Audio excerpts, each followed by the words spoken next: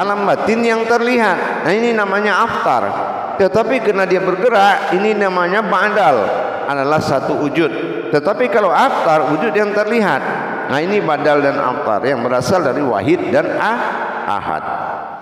Untuk itu para hadirin dan jamaah sekalian, inilah juz amal.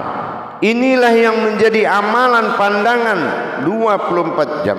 Mengamalkan diri hakikatnya Allah. Tidaklah aku lihat diriku lagi, tapi aku melihat sosok diri yang berwujud Allah.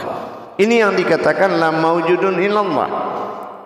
Begitu juga kita mendirikan solat, membawakan diri hakikat ke dalam solat dalam 3 perkara. Terjadi rukun 3 dalam solat ibadah, ya, 3 wuduknya, 3 tahmidnya di ruku, dan 3 sujudnya. Ini juga menjadi keputusan suatu pandangan, isbatul ainul ma'rifatu. Jadi kalau kita menetapkan satu pandangan, kehakikatnya Allah adalah wujud bernama diri, bukan dirimu dan juga bukan diriku. Nah, inilah yang menjadi khariri atau ketetapan Allah pada diri. Dalam hal ini, sesuai apa yang pernah kita jabarkan mengenai kekuasaan nurani berhayatkan kepada alam, kekuasaan rohani berhayatkan kepada kodrat umat hidup, dan kodrat dari batin adalah wujud dari semuanya, asal usul dari semuanya. Jadi kalau kita sudah bisa memahami demikian, maka kita tinggal mengamalkan. Ini yang dikatakan diri yang tidak berurat, tidak berdarah, tapi seperti katanya, seperti kita melihat di dalam kaca. Apa perbedaan orang yang dalam kaca dengan orang yang di luar kaca? Kalau wujudnya sama, sama betul wujudnya, tetapi perbedaannya di dalam itu adalah rupa-rupa. Dirinya tidak memiliki seperti apa yang dimiliki di luar kaca. Diri yang di dalam kaca tidak sama dengan diri yang di luar kaca bercermin. Artinya seperti itu.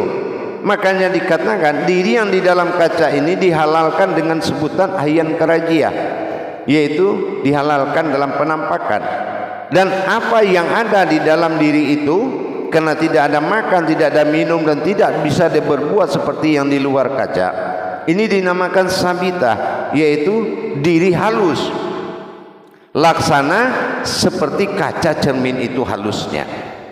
Jadi kalau sudah kita melihat kodrat diri seperti itu yang dikatakan la maujudun illallah. Berarti itu yang diri fana, itulah diri yang hakikat. Nah, sementara kenyataan yang di luar kaca disebut dengan sifat mu'ad, yaitu diri yang selalu berkehendak. Ini memang dijadikan mu'ad itu, makan, minum, merokok, beribadah, kawin, semua perbuatan nas-nas dalam naf ini tadi terbentuk dalam wujud mu'ad. Salah satu bagi Allah menunjukkan sifat batinnya, bahwasan aku bersembunyi dalam tingkah lakuku sendiri. Nah, inilah yang menjadi iman bagi kita. Adakah bisa kita beriman seperti itu? Yang dikatakan wujud Allah pada batin, mawujud Muhammad pada rohaninya, talah Adam pada jasad. Apakah dia beda-beda? Tidak. Menandakan Allah itu ada, wujud Allah pada batin, nyawa bagi kita. Kalau dia sudah enggak ada, berarti kita mati, meninggal. Artinya alam maut. Yang maut itu waw di atasnya sukun, berarti dia yang pergi. Ya, itu nafas. Nafas ini adalah nafas, itu adalah batin Allah. Nafas tanafas ampas nufus. Nah, dalam hal ini keimanan kita dalam tauhid diajak kita memperjalankan keimanan tadi seperti tuntutan daripada kodrat kajian tadi. Apakah kamu sudah, kata Allah, memiliki diri yang fana? Akhirnya apa? jasad yang dibawa ke masjid karena di dalamnya ada diri panah, maka tidak lagi kamu menginjak as-sajadah. As-sajadah itu apa? Nama sebuah kodrat Al-Quran. Tapi benar sudah berhak. Karena apa? Karena dalam as-sajadah 32 dibalik 23 itu menemui surat Al-Mu'min. Artinya setelah kamu mukmin dengan kamu tahu wujud yang menaiki sajadah, maka tidak ada pengaruh pelanggaran akidah, akhlak dan batiniahnya sajadah di Al-Quran itu. Tapi kalau kita tidak mendirikan diri panapilah, as-sajadah yang diinjak itu menimbulkan suatu perkara atau sengketa batin dengan Allah. Sehingga semakin lama syariat ini terlanggar, semakin larut kamu seperti sabun masuk air. Banyak keluhan dalam umat Islam, semakin dikerjakan semakin susah hidup kita. Semakin kita beribadah tiap hari, semakin menumpuk masalah kita. Ditempakan, dikenakan kesalahan itu nyata di mata Allah. Kesalahan kepada Allah membuat hidup menjadi larut. Ini yang membuat kita harus mendapatkan mana diri yang tidak bersengketa dengan Allah dan tidak bersekutu apabila didatangkan. Dan inilah kodrat-kodrat yang dikatakan nurani, rohani, rabbani dalam wujud batin pada Allah, batin Allah pada diri, kodrat Allah zat pada rohani, dan nurullah adalah hayat pada jasad. Inilah hayat hayyun qayyum. Jadi dengan kejelasan perjalanan keadaan wujudnya Allah pada diri, maka kita harus menerima kenyataan Allah itu dengan iman. Nah, iman inilah yang dinamakan tauhid. Jadi kalau ada kaji tauhid itu namanya kaji iman. Nah, iman yang dimaksud apa? Bisa kita mengikuti perjalanan rohani dari tauhid menuju tauhudun. Jadi berhubungan yang banyak menjadi satu wujud atau satu jalan, satu kodrat, yaitu sesuatu yang berdiri. Hadirin jamaah yang dirahmati Allah rahimakumullah. Himpunan inilah yang mendirikan sifat ahad bagi Allah.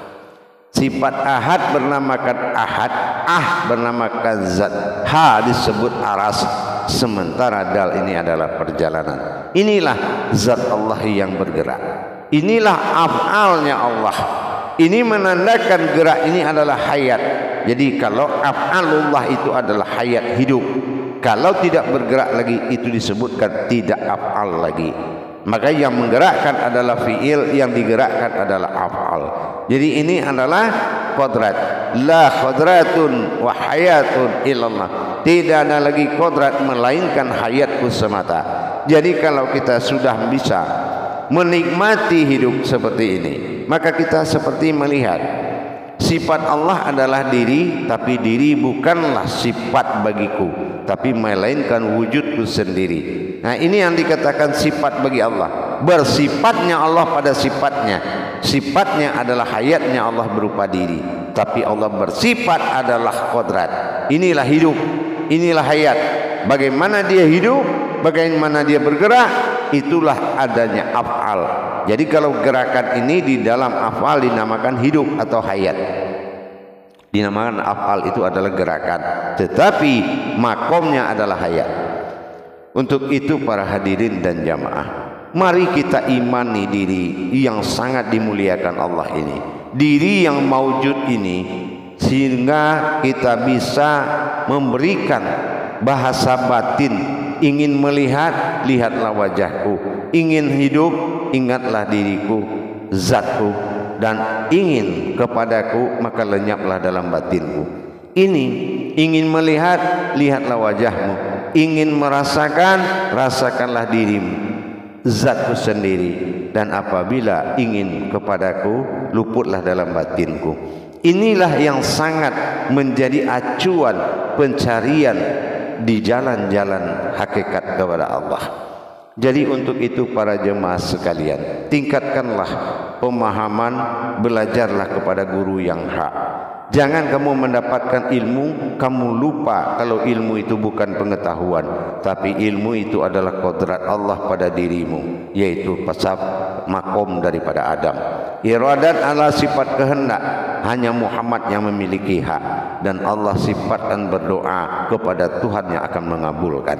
Jadi dalam hal ini, sendi-sendi tauhid ini, kerahasiaan keseharian sendi pertauhidan kepada Allah itu sangat memuliakan kita. Bagaimana kita bisa membedakan doa dengan iradah atau kehendak? Makanya kita lihat kenapa umat Islam sekarang paling mudah melihat kebenaran agamanya. Paling mudah. Dari mana paling mudahnya? Hanya dua kita lihat. Kalau memang hayya 'alal falah, kemenangan ada di jalannya, berhasil dia mendirikan sholat. Mendirikan bukan mengerjakan, iqamatis sholah, dan dia bisa benar-benar melakukan sehingga mendapatkan hayya 'alal falah, yaitu kemenangan. Kita lihat kehidupannya. Apakah kehidupan yang terijabah itu sudah terlihat? Memang tidak bisa dilihat dari kehidupan ala duniawi, tetapi bentuk wujud dunia itu pasti ada hal-hal yang jinak di tangan dia, ya pasti. Yang kedua, dia tidak merasa sulit lagi dalam masalah keduniaan dan apapun hayat-hayat keduniaan. Bahkan dijanjikan seolah-olah dia hidup selamanya, saking dimudahkan oleh Allah. Yang kedua, dilihat dari sisi doa. Orang yang terijabah itu doanya adalah menyatakan kedekatannya kepada ketuhanannya. Kedekatannya kepada Allah kita lihat dari sisi doanya. Apakah doanya sudah terijabah? Apakah ilmunya sudah mustajab? Apakah ibadahnya sudah mabrur? Kita lihat dalam perbuatan kesehariannya. Apa yang dia doakan terjadi apa tidak? Nah, ini juga harus benar-benar membawa suatu pembuktian. Jadi jangan kita terlena dengan suatu bahasa, keahlian seseorang dalam berbahasa ma'rifat, bahasa tauhid, bahasa tasyawuf, bahasa tarekat, tetapi dua perkara ini kita tidak melihat perkembangan dari kemenangan hidupnya, hayya 'alal falahnya, dan dilihat kegagalan dia dalam doa. Doa itu dia banyak, dan mana yang berderajat yang bisa berkomunikasi dengan Allah dari tingkat-tingkat doa. Nah gitu ya. Jadi kita akan melihat dari dua sisi, ya, kemustajaban ilmunya dan kemabruran ibadahnya ada pada doa dan hayatnya. Hayatnya adalah kehidupan.